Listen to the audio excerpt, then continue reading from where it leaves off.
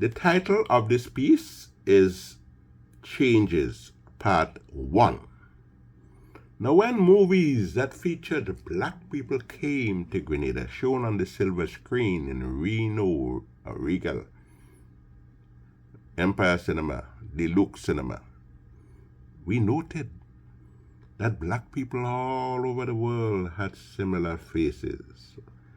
There was a time I looked on as a group of Panamanian men was speaking, chatting with each other. You know, one of them looked just like my father. Once a Haitian man came up to me and started rolling off some patois, some French patois.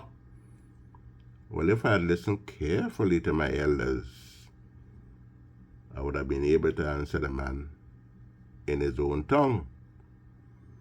You see, Grenada was under the French rule for more like 112 years.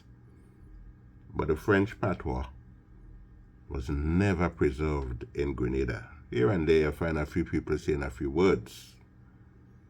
And one reason for that was that some of the older people who spoke the language well, and up to 1940, 1950, many people in Grenada were still able to speak the French patois. So some of those who spoke the language well, they did so among themselves, the grown people. They did not want the children to understand what big people, when we say big people, were saying. So they spoke among themselves. Changes. Now to the steel pan. Well, old people ball out, boy. They ball out. When a fella called Brother Brough played the steel pan in the Catholic Cathedral in St. George's. You see, many of the older heads thought it was an outrage pan in church. Some young people listening to this might say, hey, boy, them people back then was something else. Pan in church? Well, it was a time when the Trinidadian Calypsonian asked, whoever thought that the day would reach when steel band music will play while the reverend preach? And another Trinidadian Calypsonian had a song, if the priest could play Who Is Me? Well, times were changing. Yes, we began to see things differently. Our own day of enlightenment had arrived. You know, the Europeans had a period in the history called time of enlightenment. So our time of enlightenment had arrived. Women began wearing miniskirts. They began wearing hot pants and halter backs. Some started to go to church without hats. Well, these days you see women in church without hats. But back then, it enraged their grandparents going to church without hats. Men began taking more night Jew, and some fellas started macking more and breaking up dance. Remember when they were breaking up dance in Grenada? It was a habit. Somebody take away your girlfriend, dancing with your girlfriend, you get mad. Because you get mad, you break up the whole dance. Man had to run, woman had to run. And almost no one at that time was hiding to buy a condom. Yes, we had come of age. When I began to wear sleeveless shirts, an old man looked at me once and said, what happened, boy? What happened? They didn't have enough cloth to finish make that shirt you're wearing. He didn't like the idea of wearing a sleeveless shirt. And then, of course, you know that presently in some parts of the Caribbean, you can't go into a government office wearing a sleeveless shirt or short pants and so on. The irony is, while the British changed their laws, we still keep the old colonial laws.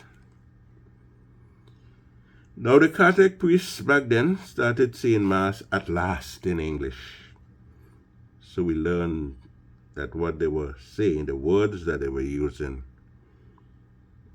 that they were not cussing us all that time.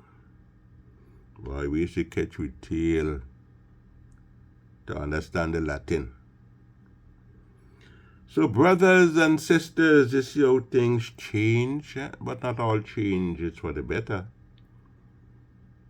You look on the screen and you see a coal pot. There was a time our parents had to struggle with the coal pot. Now we have all those fancy stoves. Times change. Change for the better. Sometimes change for the worse. But now that we are grown men and women, it is easy to see what our parents had to go through. We used to pout, we used to get angry when we came from school and we saw what our mothers had prepared for dinner or for lunch. Some of us refused to eat breadfruit. Some didn't like Tanya or green fig. And more than a few hated yam and cocoa. But yet, think of it, Our parents had to provide in difficult times.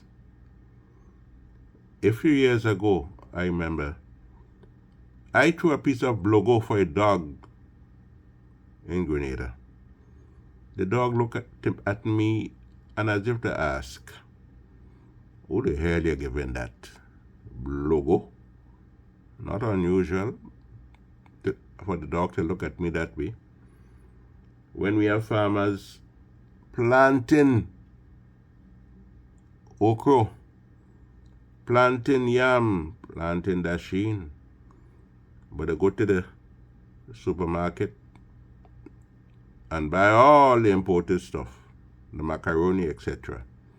And they go to the restaurant and ask, give me a piece of pie. I want a piece of pie. Yes, things have really changed.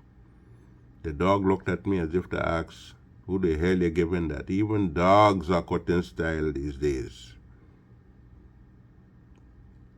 And if you go to the Caribbean, you'll see all those young men wearing their pants. Look at the way some of them are wearing their pants. Boy, headmasters, teachers back then, if that worn pants like that, the strap would have had a lot of work to do.